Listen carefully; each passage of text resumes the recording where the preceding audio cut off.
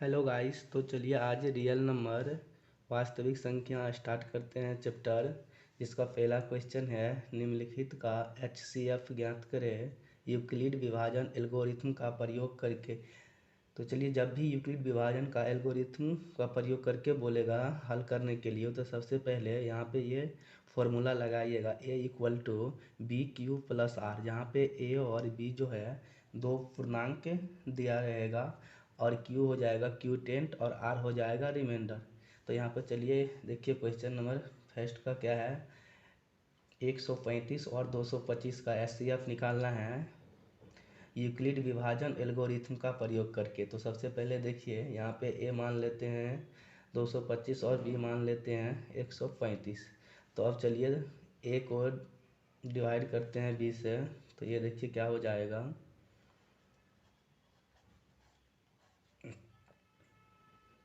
ये हो जाएगा 135। तो ये हो जाएगा, एक 1 से लगाएंगे तो ये हो जाएगा 135। अब देखिए 5 में से 5 जाएगा 0, यहाँ पर देखिए 12 में से 3 जाएगा 9, ये हो जाएगा कैंसिल। तो यहाँ पर देखिए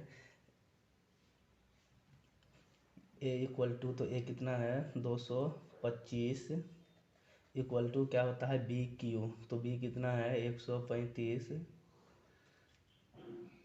और Q देखिए क्यूटेंट कितना है 1 और प्लस देखिए रिमाइंडर कितना है 90।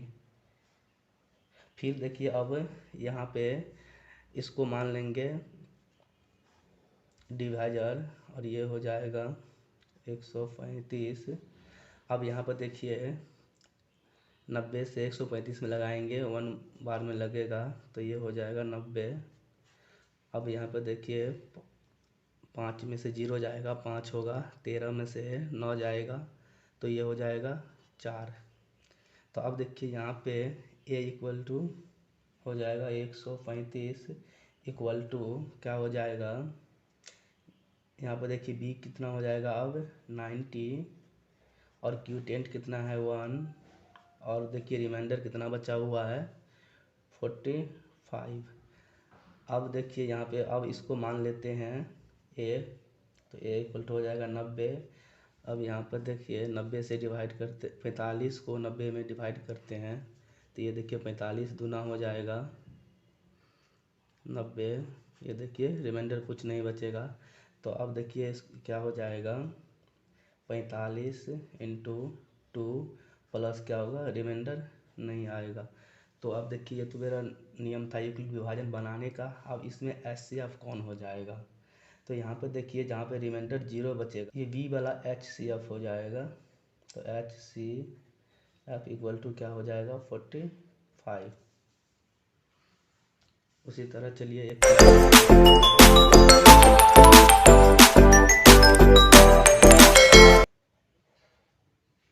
सेकेंड है 867 और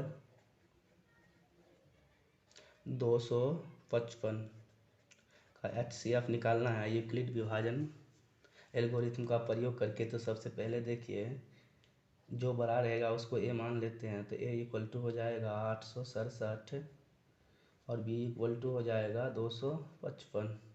तो यहाँ पर चलिए छोटे वाला से बड़े में भाग देते हैं। तो 255 को डिवाइड करते हैं 867 में। तो ये देखिए कितने बार में लगे 3 मतलब लगाते हैं तो ये हो जाएगा 5 × 15 के 5, 5 × 15 1 16, 3 दूना 6 1 7। अब देखिए 7 में से 5 गया तो ये हो जाएगा 2, 6 में से 6 गया 0, ये हो जाएगा 8 में से 7 गया तो 1। तो अब देखिए A= तो A का कितना है 867 इक्वल टू ये देखिए B कितना है 255 और यहाँ पर देखिए Q कितना है 3 और प्लस रिमाइंडर कितना बच गया है 102। अब चलिए इसको मान लेते हैं A। तो 255 इक्वल टू क्या हो जाएगा, अब देखिए यहाँ पे 255 में भाग देते हैं 102 से। तो 102 दूना हो जाएगा 204। तो ये देखिए 5 में से 4 जाएगा 1 5 में से 0 जाएगा, 5 ही होगा, 2 में से 2 गया, कुछ नहीं बचेगा। तो यहाँ पर देखिए इसको हम लिख सकते हैं 102 इंटू, यहाँ पर देखिए क्यूटेंट कितना है 2, और रिमाइंडर कितना बचा हुआ है 51। तो अब चलिए इसको हम मान लेते हैं ए। तो ए इक्वल टू हो जाएगा 102 इंटू, अब चलिए इसको यहाँ डिवाइड कर लेते हैं 102 में।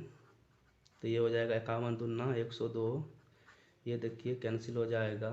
तो अब इसको हम लिख सकते हैं 51 इंटू 2 प्लस रिमाइंडर कितना आ जाएगा 0। तो अब देखिए यहाँ पे रिमाइंडर 0 आ गया, तो HCF कौन कहलाएगा, ये बी वाला। तो HCF इक्वल टू क्या हो जाएगा 51। अब चलिए क्वेश्चन नंबर सेकेंड देखते हैं। क्वेश्चन नंबर 6Q प्लस 1 या 6Q प्लस 3 या 6Q प्लस 5 के रूप में होता है, जहाँ Q एक पूर्णांक है। तो चलिए हमें दिखाना है कि धनात्मक पूर्णांक जो है वह 6Q प्लस 1 या 6Q प्लस 3 या 6Q प्लस 5 के रूप में है। तो यहाँ पर चलिए इसका सॉल्यूशन देखते हैं। तो सबसे पहले हम मान लेते हैं धनात्मक विषम पूर्णांक ए। तो चलिए माना कि धनात्मक विषम पूर्णांक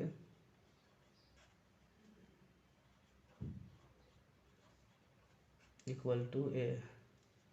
तो यहाँ पर देखिए यूक्लिड विभाजन क्या बोल रहा है कि ए इक्वल टू होता है BQ प्लस आर। तो यहाँ पर देखिए 6Q प्लस 1 दिया हुआ है। तो यहाँ पर देखिए ए इक्वल टू क्या होता है BQ प्लस आर। तो यहाँ पर देखिए बी का वैल्यू कितना हो जाएगा 6,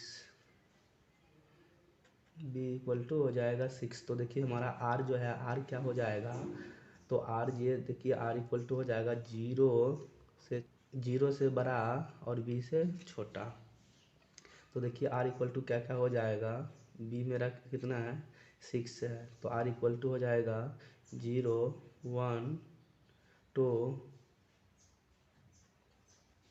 3 4 और हो जाएगा 5। तो यहाँ पर चलिए हम स्टेप बाय स्टेप आर का वैल्यू रखते हैं।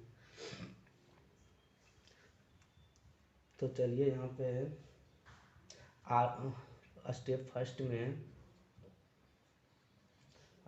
फर्स्ट जब आर का वैल्यू 0 रखेंगे तो क्या होगा। तो यहाँ पे देखिए ए इक्वल टू 6Q प्लस 1 है, क्या होता है 6Q प्लस 1। तो ए इक्वल टू होता क्या है, देखिए BQ प्लस आर होता है। तो अब देखिए ए इक्वल टू क्या हो जाएगा, बी का वैल्यू कितना है 6, तो ये हो जाएगा 6Q प्लस देखिए 0, अब आर की जगह पे 0 रखेंगे तो ये हो जाएगा 0, तो ये इक्वल टू हो जाएगा 6Q। अब चलिए स्टेप सेकेंड, जब आर की वैल्यू 1 रखेंगे तो क्या होगा। तो चलिए ए इक्वल टू क्या हो जाएगा, बी के वैल्यू कितना है 6 और क्यू हो जाएगा आर इक्वल टू हो जाएगा 1। अब आते हैं जब आर की वैल्यू 2 रखेंगे तो ये क्या हो जाएगा 6Q प्लस 2। अब देखिए स्टेप थर्ड, ये स्टेप फोर्थ हो जाएगा, जब आर की वैल्यू 3 रखेंगे तो क्या हो जाएगा a equal to 6Q plus 3।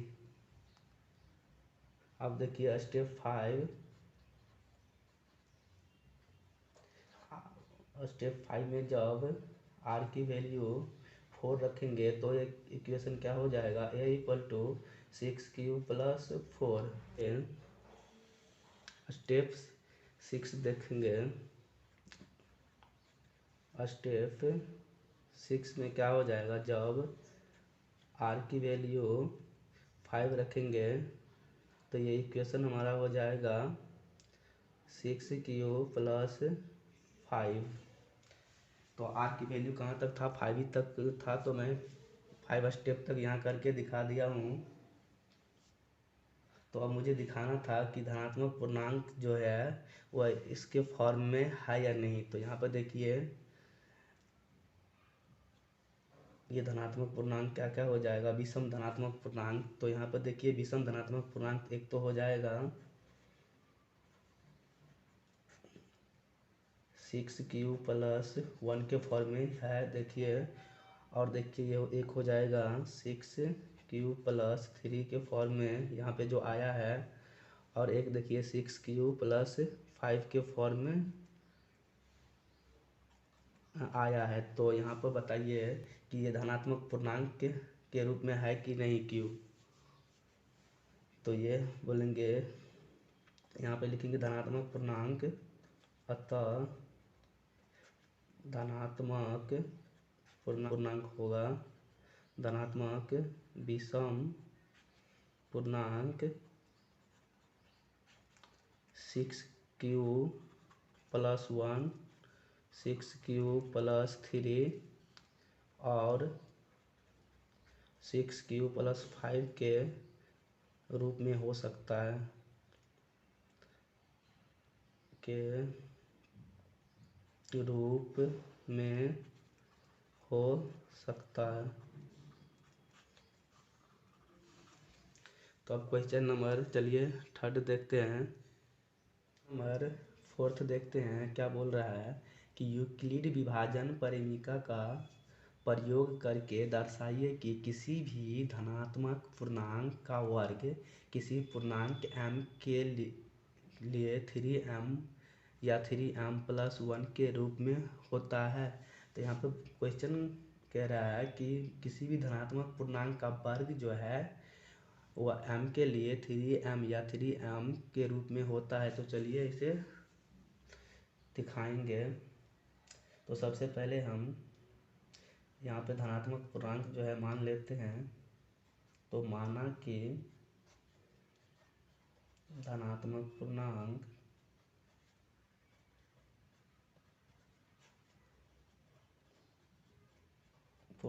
क्या हो जाएगा, ये मान लेते हैं। और देखिए b इक्वल टू कितना हो जाएगा 3,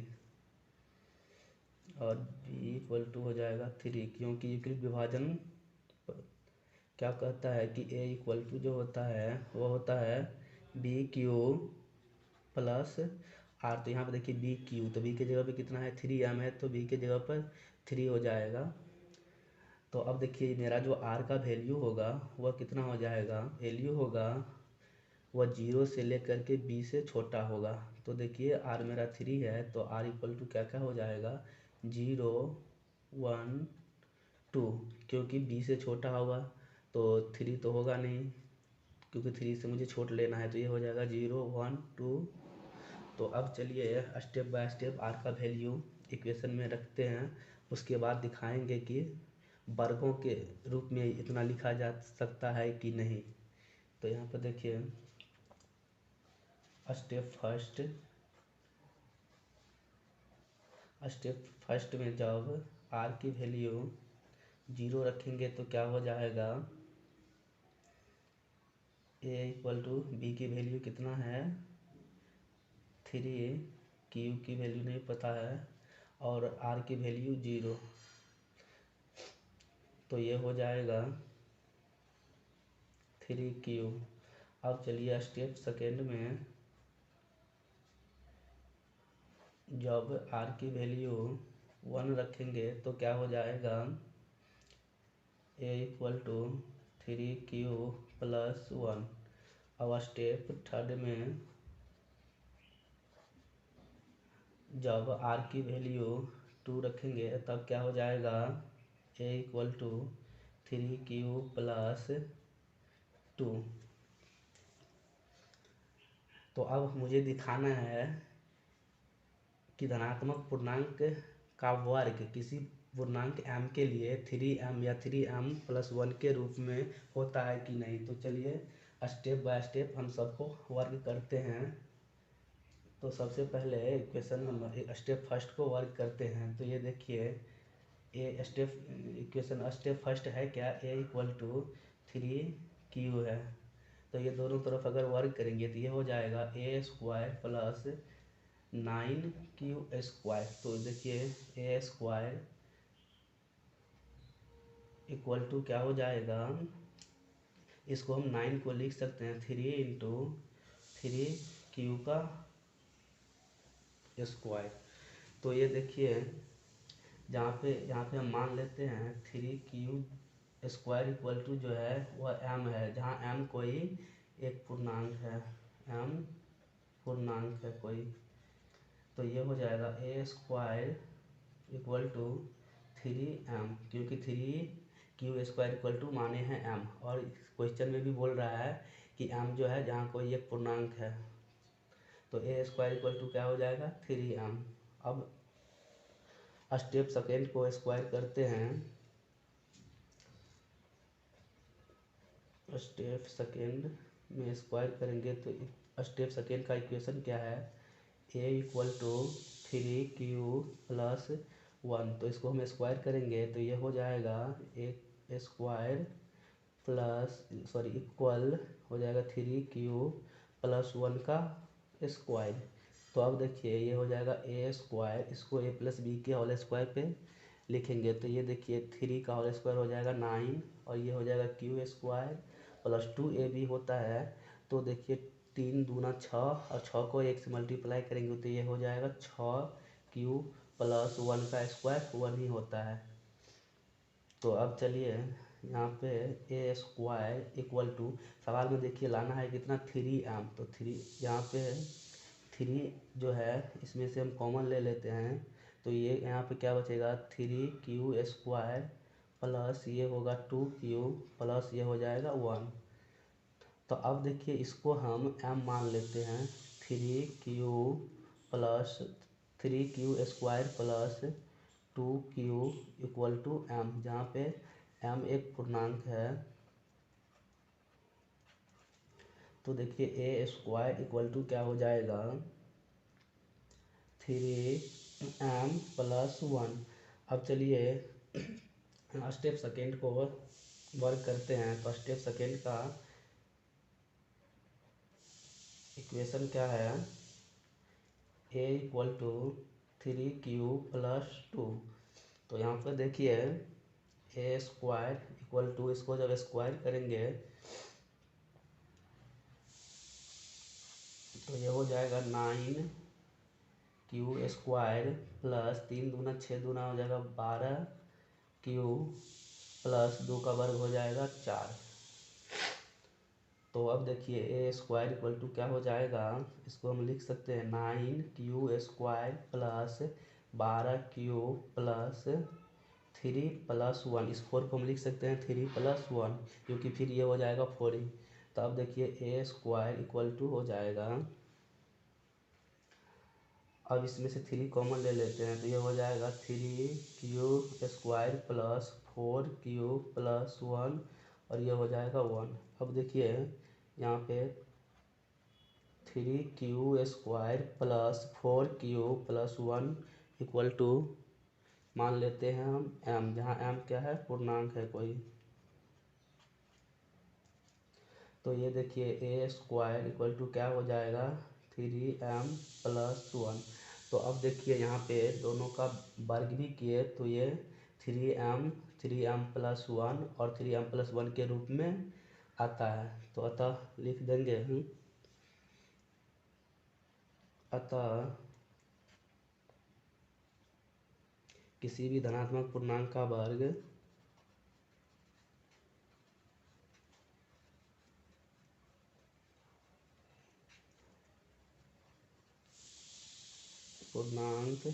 का वर्ग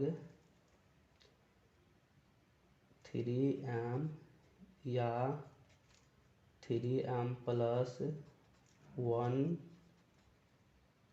के रूप में लिखा जा सकता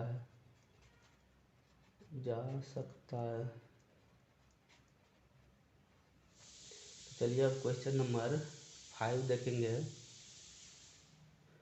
तो क्वेश्चन नंबर 5 देखिए क्या कह रहा है कि यूक्लिड विभाजन परिमिका का प्रयोग करके दर्शाइए कि किसी धनात्मक पूर्णांक का घन 9m या 9m+1 या 9m+8 के रूप में होता है।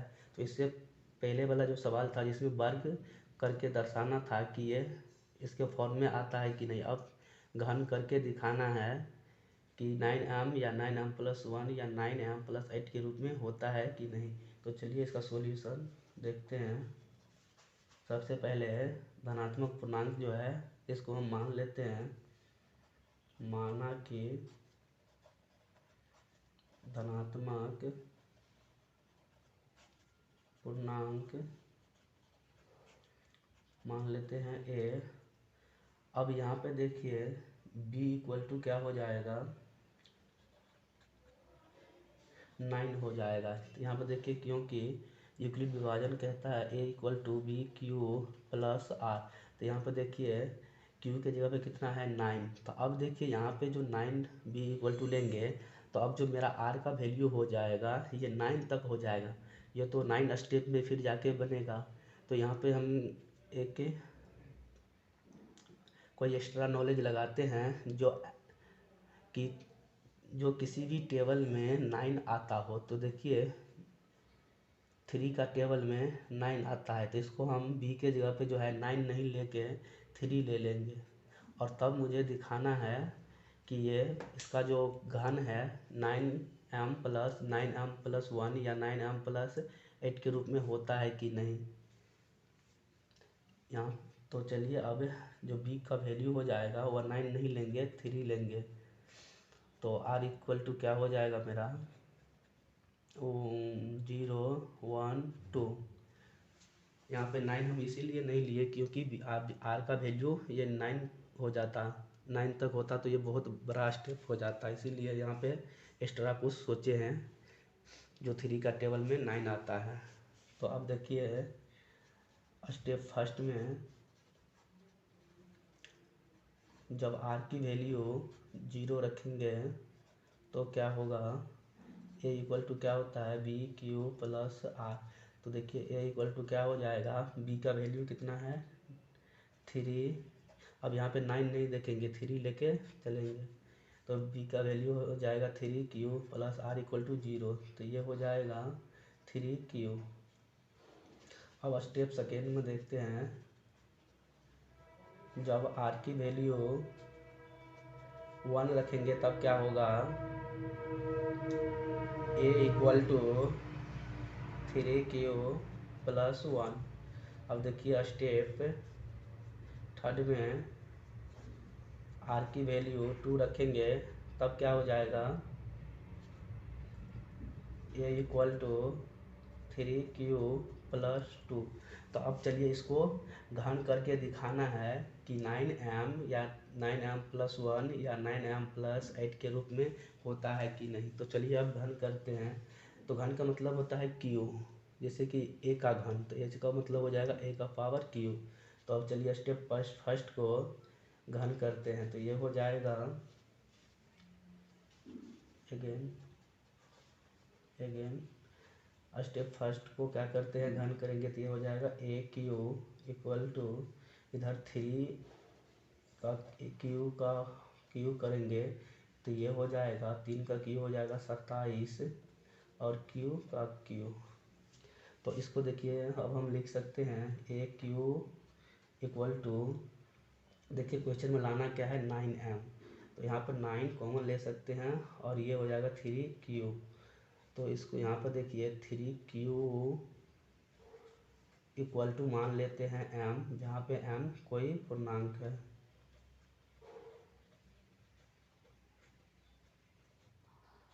तो ये देखिए a/q = क्या हो जाएगा 9m। अब चलिए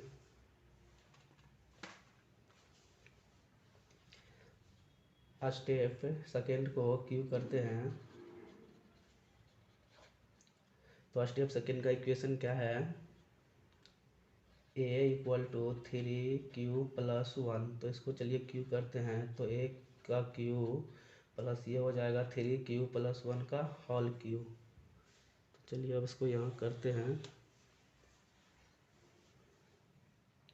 तो ये देखिए क्या हो जाएगा, ए क्यू इक्वल टू, देखिए ए प्लस बी का होल क्यू क्या होता है,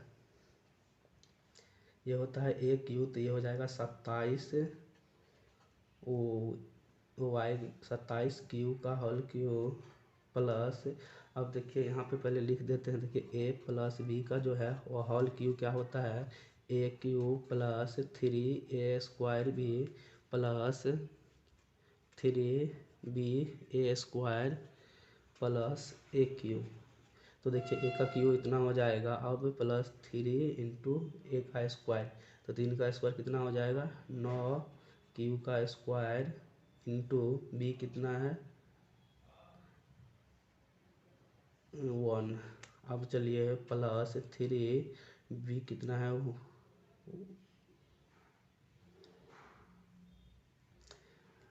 बी है, बी का स्क्वायर हो जाएगा तो 1 का स्क्वायर इंटू ए हो जाएगा 3q और प्लस 1 का क्यू 1 ही होगा। तो अब देखिए ए क्यू इक्वल टू क्या हो जाएगा 27 क्यू प्लस, देखिए 9 तिया 27 क्यू स्क्वायर हो जाएगा प्लस 3 तिया 9 क्यू हो जाएगा प्लस हो जाएगा 1। तो इसमें चलिए ए क्यू इक्वल टू, इसमें से हम 9 कॉमन ले लेते हैं, तो ये हो जाएगा 3q plus 3q² plus 3q, ये हो जाएगा प्लस 1। तो अब देखिए यहाँ पे इसको 3q का cube plus 3q² plus 3q equal to मान लेते हैं m, 3q का cube plus 3q² plus 3q equal to मान लेते हैं m। तो ये देखिए क्या हो जाएगा a cube equal to 9m plus 1। तो चलिए अब स्टेप थर्ड का क्यू करते हैं।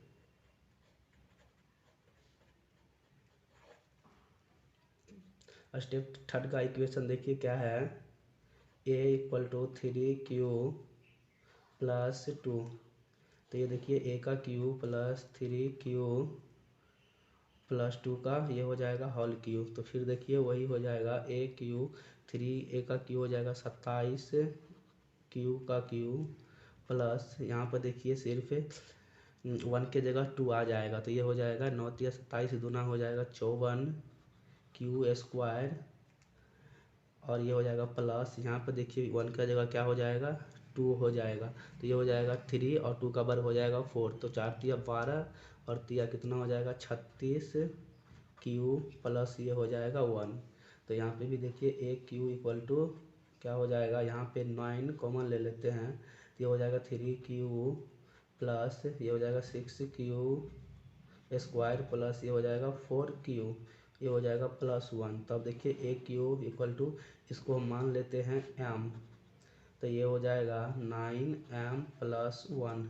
तो अब देखिए इसका घन जो है मुझे दिखाना था कि कोई भी धनात्मक पूर्णांक का घन जो है 9m प्लस 1 या 9m प्लस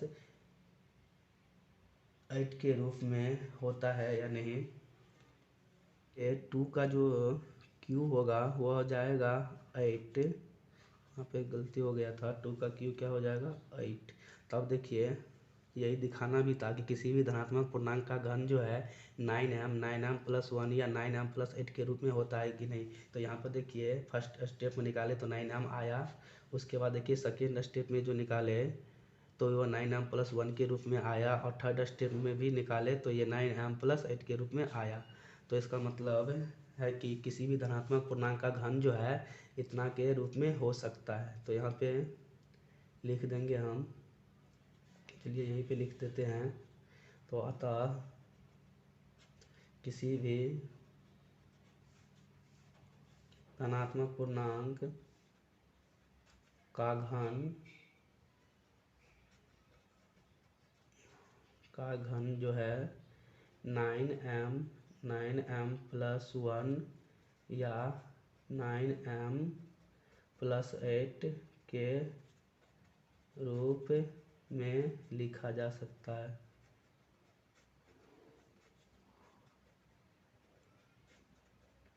चलिए, तो एक्सरसाइज 1 कंप्लीट हो गया है। अब एक्सरसाइज 1.2 नेक्स्ट वीडियो में देखेंगे।